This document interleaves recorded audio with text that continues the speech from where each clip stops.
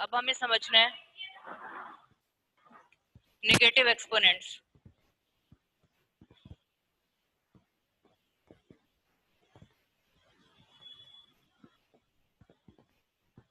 Negative exponents, what is the meaning of negative exponent? Negative exponent को हम कैसे समझ सकते हैं? If we have an exponent like 2 1/5, 1/5, then reciprocal of 1/5, reciprocal of 1/5 is equals to 5. 1/5 it can be written as 1/5 की power 1. It can be written as 1/5, 5 की power 1, 5 raised to the power 1, और it can be written as 5 की power -1. यानी -1 का मतलब क्या है कि अगर 5 की पावर -1 है तो इसका मतलब क्या है कि 5 इज द रेसिप्रोक, 5 की power -1, 5 raised to the power -1, raised to the power -1 is reciprocal of 5. मतलब अगर हमें किसी भी चीज की पावर -1 लिखी दिखी है तो उसको हम रेसिप्रोकल यानी उल्टा कर देंगे तो हमारे पास value correct answer plus power में कन्वर्ट हो जाएगा। इसी तरीके से अगर आपको लिखा है 2/3, ठीक है, तो हम इसको लिख सकते हैं 3/2 की पावर -1, रेसिप्रोकल कर देंगे तो -1। यानी अगर कहीं भी आपको माइनस पावर दे रखी है, find the value of 3/5 raise to the power -1। तो अगर आपको इसकी वैल्यू निकालनी है तो 3/5 raise to the power -1 is equals to 5/3। It means you have to reciprocal that number. आपको क्या करना है, उस नंबर को रेसिप्रोकल करना है। यानी -1 का मतलब क्या है कि उस नंबर को आपको रेसिप्रोकल करना है, डिनोमिनेटर को न्यूमरेटर बनाना है और न्यूमरेटर को डिनोमिनेटर। इसको हम क्या लिख सकते हैं, -1 की डिवाइड बाय 1, तो इसको हमने रेसिप्रोकल किया 1/5, that is known as reciprocal powers. And इसके अंदर ऑपरेशन क्या होता है, तो इसका फॉर्मूला हम क्या लिख सकते हैं, रेसिप्रोकल पावर का हम फॉर्मूला क्या लिख सकते हैं, a की power -m is equals to 1/a की पावर m। जब भी आपको माइनस पावर दे रखी हो तो आप इस तरीके से लिखोगे। और इसका एक और तरीका हो सकता है कि 1/a की power -m is equals to a की पावर m। डिनोमिनेटर में माइनस है तो वो न्यूमरेटर में प्लस होके चला जाएगा। तो ये दोनों फॉर्मूले अगर आपको ध्यान में है तो माइनस पावर को आप बड़े आराम से सिंप्लीफाई कर सकते हो। फॉर एग्जांपल, एक एग्जांपल ले लेते हैं कि हम सॉल्यूशन कैसे करेंगे कोई भी एक क्वेश्चन। अब इसके ऊपर एक एग्जांपल देख लेते हैं कि माइनस पावर वाले एग्जांपल्स को हमें कैसे सॉल्व करना है। आपकी बुक का ही एग्जांपल ले रहे हैं, एग्जांपल नंबर 2। एग्जांपल 2, इसका ए पार्ट इसने क्या कहा है कि 3 की power 4, verify the following, verify the following, verify the following। यानी इसके अंदर 3 की पावर 4 इंटू 3 की पावर -2 इज इक्वल टू 3 की पावर 4 प्लस -2। जब हमें वेरीफाई करने के लिए आता है, वेरीफाई या प्रूव दैट, जब भी आपको लिखा हो वेरीफाई और प्रूव दैट, तो इस तरह के क्वेश्चन में हम लेफ्ट हैंड साइड और राइट हैंड साइड कभी भी एक साथ लेकर नहीं चलते हैं। इधर वाली वैल्यू कहलाती है हमारी लेफ्ट हैंड साइड और इधर वाली वैल्यू कराती है राइट हैंड साइड, एलएचएस और आरएचएस। तो जब भी हमें वेरीफाई करना होता है तो सबसे पहले हम क्या लेते हैं, कोई भी एक साइड लेके चलते हैं। यानी हमने पहले सिंप्लीफाई किया एलएचएस।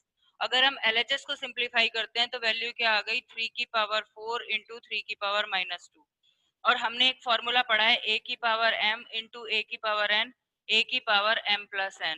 यानी वैल्यू क्या हो गई, 3 की पावर 4 प्लस -2, और ये वैल्यू क्या है हमारे पास, इज इक्वल्स टू RHS।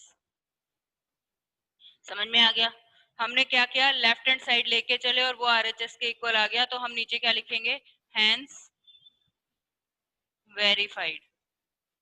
इसी तरीके से इसमें एक और पार्ट दे रखा है, वो क्वेश्चन थोड़ा सा फ्रैक्शन में है, तो वो और समझ लेते हैं, तो हमें माइनस पावर अच्छे से क्लियर हो जाएंगी कि नेगेटिव एक्सपोनेंट यानी नेगेटिव पावर्स को हमें कैसे सिंप्लीफाई करना है। एक बार वो चीज और समझ लें तो हमारे पास ये बिल्कुल क्लियर हो जाएगा। इसका सेकंड एग्जांपल भी देख लेते हैं। सेकंड एग्जांपल में हमें क्या कहा है इसने कि वेरीफाई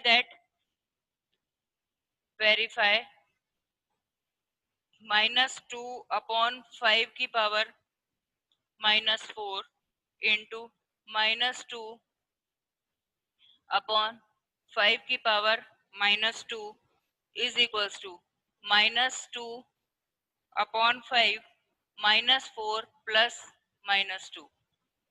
ये हमें वेरीफाई करना है।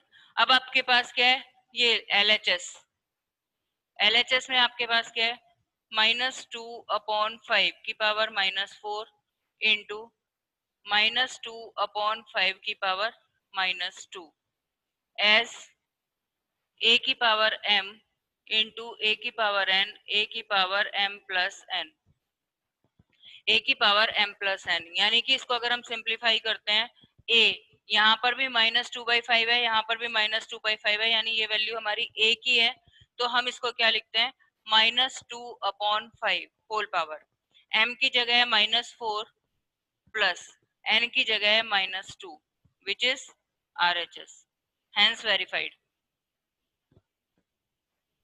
ये तो हुआ अगर हमें कोई वेरीफाई करने के लिए आता है क्वेश्चन, तो हम कैसे वेरीफाई करेंगे। इसी तरीके से अगर हमें कोई क्वेश्चन सिंप्लीफाई करने के लिए आ जाता है, अगर हमें कोई वैल्यू सिंप्लीफाई करनी है, अब यहाँ पर एक सबसे बड़ी चीज होती है, अगर किसी एक्सपोनेंट की पावर 0 हो जाए तब हम उसे क्या कहते हैं। एक फॉर्मूला यहाँ पर एक ये भी आपको याद करना है, a की power 0 is equal to 1।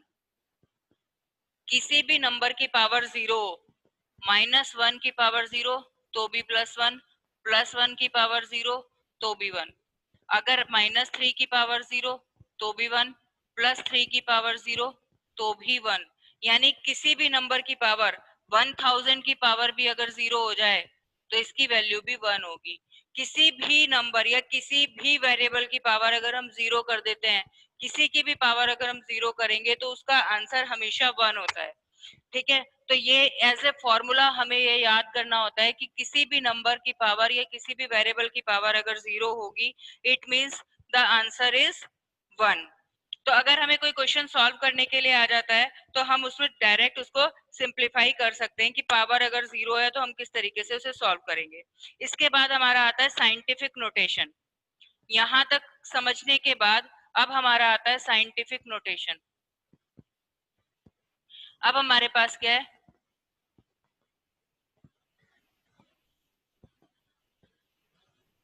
Scientific notation.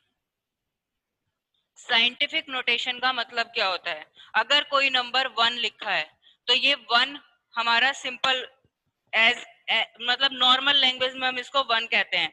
एक होता है साइंटिफिक नोटेशन और एक होता है कोई भी ऐसी सिंपल हम जो लैंग्वेज में भाषा में यूज करते हैं। काउंटिंग में आप 1 कहते हो तो 1, लेकिन अगर इसे हमें साइंटिफिक नोटेशन में कन्वर्ट करना होता है तो 1.0। 1.0 इज द साइंटिफिक नोटेशन। तो यानी कि किसी भी नंबर को फर्स्ट प्लेस के बाद डेसिमल लगा दें तो वो साइंटिफिक नोटेशन कहलाती है। इसी तरीके से अगर हमारे पास 25 लिखा है तो इसको साइंटिफिक नोटेशन में हम कैसे कन्वर्ट करेंगे, 25 को साइंटिफिक नोटेशन में कन्वर्ट करने के लिए 2.5, और क्योंकि हमने एक प्लेस के बाद डेसिमल लगाया है तो मल्टीप्लाइड बाय 10। 2.5 मल्टीप्लाइड बाय 10, कितने प्लेस के बाद डेसिमल लगा था, एक प्लेस के बाद, तो 10 की पावर 1। ठीक है, इसी तरीके से अगर हमारे पास 255 है और इसको हम साइंटिफिक नोटेशन में कन्वर्ट कर रहे हैं तो हम क्या लिखेंगे, 2.55, एक प्लेस के बाद डेसिमल, और कितने यहाँ पर आए डेसिमल के बाद के प्लेस है हमारे 2, तो यानी 100 से मल्टीप्लाई होगा, यानी 2.55 इंटू 10 की पावर 2। जितने डेसिमल के बाद के प्लेसेस होंगे उतनी 10 की पावर बनती चली जाएगी। अगर हमारे पास है 1 2 3 4 5 and convert in scientific notation, तो हम इसको क्या लिखेंगे, 1.2345 इंटू 10। अब 10 की पावर के लिए 1 2 3 4, तो ये हो गया 10 की पावर 4। ओके, लेकिन अगर हमें कोई नंबर दे रखा है 0.125 और इसे हमें साइंटिफिक नोटेशन में कन्वर्ट करना है, तो इसे अगर हमें साइंटिफिक नोटेशन में कन्वर्ट करना है तो इसका एक डेसिमल हम पीछे लेके जा रहे हैं, एक डेसिमल हम पीछे लेके जा रहे हैं, यानी 1.25 हम इसको कन्वर्ट कर रहे हैं। तो हम डेसिमल को कितना पीछे लेके गए, एक प्लेस पीछे लेके गए, तो हम करेंगे 10 की पावर -1। डेसिमल को हमने फॉरवर्ड डायरेक्शन में, जब इस डायरेक्शन में डेसिमल लगा रहे तो प्लस पावर थी, लेकिन जब हम इस डायरेक्शन में डेसिमल को लेके जा रहे हैं तो -1। ये साइंटिफिक नोटेशन होती है। अगर हमारे पास 0.001253 इस तरीके से कोई नंबर दे रखा है and you have to convert it into scientific notation, तो हम डेसिमल को कितने प्लेस पीछे लेके जाएंगे, 1 2 3 3 प्लेस पीछे लेके जाएंगे। तो ये हमारा 1.253 इनटू कितने प्लेस पीछे गया, 1 2 3, तो 10 की पावर -3।